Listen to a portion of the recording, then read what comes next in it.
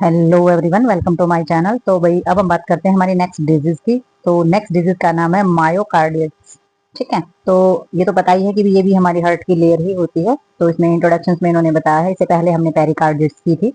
तो ये हमारी मायोकार्डियस है। इनमें इन्होंने बताया है कि myocarditis is an inflammatory condition of middle layer of heart wall. तो इन्होंने बताया कि हार्ट की जो हमारी मिडल यानी कि बीच वाली जो लेयर होती है वॉल की, उसमें अगर सूजन हो जाए, किसी भी कंडीशन में अगर इन्फ्लेमेटरी हो जाए, सूजन हो जाती है, तो वो हमारी कंडीशन जो होती है वो मायोकार्डियस बोली जाती है। It is usually caused by the viral infections characterized by chest pain, heart failure and abnormal heart rhythms.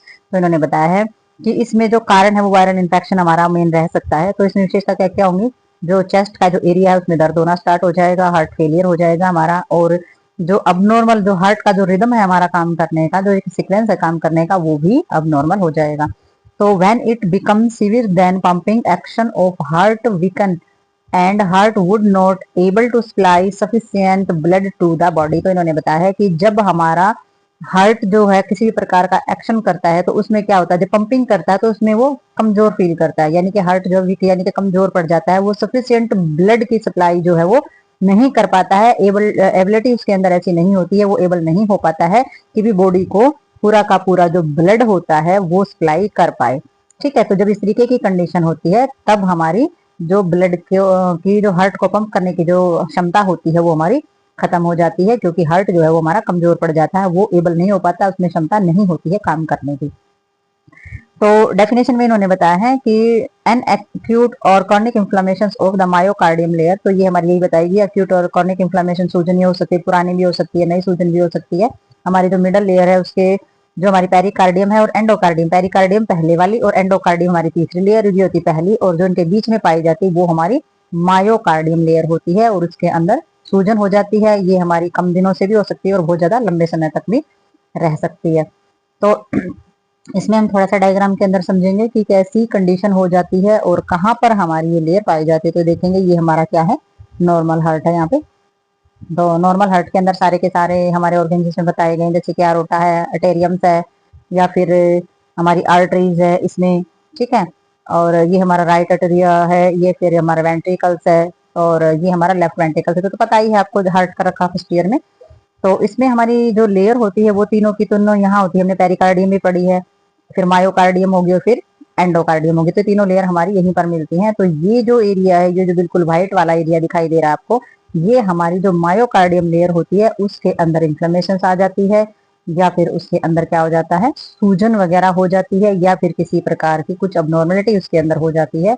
तो वो मायोकार्डियम में मायोकार्डिस बोली जाती है। लेकिन स्पेशली यहाँ इंफ्लेमेटरी के लिए बोला जाता है कि मायोकार्डिस हार्ट में जो प्रॉब्लम होती है वो हमारी बिल्कुल इन्फ्लेमेशन होती है हमारी दूसरी लेयर, सेकंड लेयर के अंदर। तो आगे इसके बारे में देखते हैं अभी। अब हम जानेंगे इसमें कोज, हम जानेंगे कि भी कारण क्या क्या होते हैं मायोकार्डिस होने के। सबसे पहला हमने डेफिनेशन के अंदर ही पढ़ा था, वायरल इन्फेक्शन इसका सबसे पहला रीजन हो सकता है। ठीक है, पैरासाइटिक जो हमारी चीजें होती है वो हो सकती हैं, कोलेजन डिजीज हो सकती है हमारी, किसी भी तरीके की फाइबर कोलेजन फाइबर से रिलेटेड जो हमारी डिजीज होती हैं वो हो सकती हैं।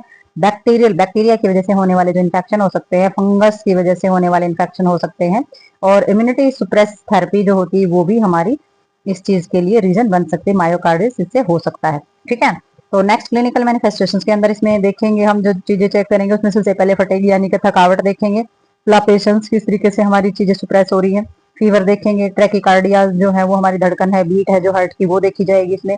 डायजोफेनिया इसके अंदर देखेंगे, यानी कि सांस लेने में कोई दिक्कत तो नहीं हो रही है। कार्डियोवेल्गी देखेंगे इसमें, यानी कि हार्ट का साइज की जो हमारी इनलार्जमेंट होती है वो तो नहीं हुई है। ठीक है, और अबनॉर्मल हार्ट साउंड देखेंगे कि भी हमारा हार्ट जो है वो दूसरे तरीके से ध्वनि यानी कि साउंड जो है वो नहीं कर रहा है या कर रहा है।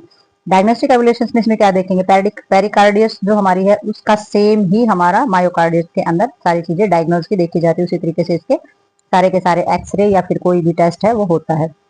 कॉम्प्लिकेशन इसमें कब आते हैं, पेरिकार्डियस हो जाए, मायोकार्डियस के साथ पेरिकार्डियस भी हो जाएगी तो और ज्यादा डबल हो जाएगी स्वेलिंग, और भी ज्यादा प्रॉब्लम क्रिएट हो जाएगी।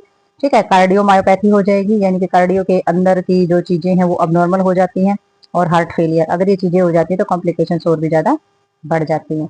ठीक है, तो ये भी हमारी जो चीजें हैं सारी की सारी ये हमारे कॉम्प्लिकेशंस को गेन करने वाली होती हैं।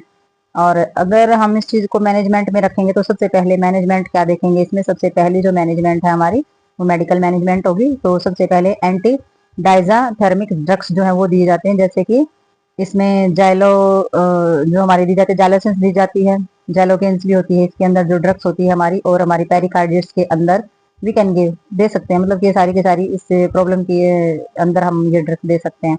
दे सकते हैं का मतलब ये होता है कि भाई और भी इसका ट्रीटमेंट हो सकता है, लेकिन फिलहाल के लिए ये ड्रग्स भी इस्तेमाल किए जा सकते हैं। ठीक है, तो ये तो दो ही ड्रग्स इसके अंदर बताए गए हैं। नर्सिंग मैनेजमेंट में हम इसमें देखेंगे, इसमें प्रोवाइड किया जाता है कंफर्टेबल रेस्ट, और रेस्ट की पोजीशन है relief chest pain and discomfort. तो इसमें अच्छे तरीके से कंफर्ट और रेस्ट जो है वो प्रोवाइड किया जाता है, ताकि जो चेस्ट पेन है वो रिलीफ हो जाए, और जो डिस्कम्फर्ट महसूस कर रहा है पेशेंट वो भी खत्म हो जाए, और बहुत अच्छे से पोजीशन जो है वो दी जाती है। तो इसमें दूसरा इन्होंने दिया है, एक एंजाइटी जो है वो एसेस करनी है, भी किस तरीके की चिंता है, तो उसको रिड्यूस करने के लिए क्या प्रोवाइड करना है, साइकोलॉजिकल सपोर्ट जो है पेशेंट को वो आप दोगे, ताकि उसके अंदर जो भी चिंता है वो सारी की सारी खत्म हो सके, और आप एसेस कर सको कि भी चिंता है किस चीज की, किस चीज से रिलेटेड वो एंजाइटी में है। ठीक है, नेक्स्ट इन्होंने बताया है एडवाइस देनी है अपने पेशेंट को कि वो क्या अवॉइड करे, activity that the increase cardiac workload, तो जिस पर हमारे हार्ट के ऊपर बहुत ज्यादा प्रभाव पड़े, वर्कलोड ज्यादा बढ़ जाए, तो इस तरीके की एक्टिविटीज नहीं करने, जैसे वजन उठाना, भागना, दौड़ना, सीढ़ियां चढ़ना जरूरत से ज्यादा, तो इस तरीके की एक्टिविटी जो है वो आपने अवॉइड करनी है। ये आपने एडवाइस पेशेंट को देनी है कि भाई ऐसी हरकतें, ऐसी तरीके का काम आपने नहीं करना है कि आपके हार्ट के ऊपर वर्कलोड बढ़ जाए। ठीक है, और नेक्स्ट आ जाता है एडमिनिस्ट्रेशन ड्रग ऑफ ऑर्डर, जो भी जिस भी तरीके के प्रिस्क्राइब किए गए उस तरीके के ड्रग्स जो हैं वो एडमिनिस्ट्रेट कराने हैं, जैसे भी डॉक्टर ने बताया है उसके अकॉर्डिंग आपने सारी की सारी दवाइयां जो है वो प्रोवाइड करानी है पेशेंट को। ठीक है, नेक्स्ट हमारा आ जाता है इसमें नर्सिंग डायग्नोज। तो नर्सिंग डायग्नोज में फिर क्या क्या देखेंगे, तो इसमें सबसे पहले देखेंगे hyperthermia related of the inflammatory infection process. तो इसमें सबसे पहले देखना है इन्फेक्शन प्रोसेस, तो चेक करना ही करना है, सूजन भी देखी जाएगी उससे रिलेटेड। हाइपरथेरेमिया भाई टेम्परेचर जो है बहुत ज्यादा मात्रा में बढ़ जाना, सूजन से रिलेटेड या इन्फेक्शन के प्रोसेस से रिलेटेड, ये सारी की सारी चीजें आपने चेक करनी है। दूसरा देखना है decreased cardiac output related altered myocardial contractility of the alteration of the electrical condition, तो इलेक्ट्रिकल कंडीशन तो देखनी ही देखनी है, और उसके अंदर जो कार्डियक आउटपुट जो हमारा कम हो गया है उसकी वजह से मायोकार्डियल कॉन्ट्रैक्टिलिटी यानी कि मायोकार्डियल जो लेयर है वो किस तरीके से कॉन्ट्रैक्ट यानी कि संकुचन कर रही है नहीं कर रही है, अलर्ट है नहीं है, इलेक्ट्रिक कंडीशन क्या है इसकी, तो ये सारी की सारी चीजें आपने चेक करनी है। नेक्स्ट इन्होंने बताया है risk for the ineffective breathing pattern related to, तो इसमें इंडिकेट वेंटिलेशन आ जाएगा, डिस्क्रीज O2 कैरिंग कैपेसिटी।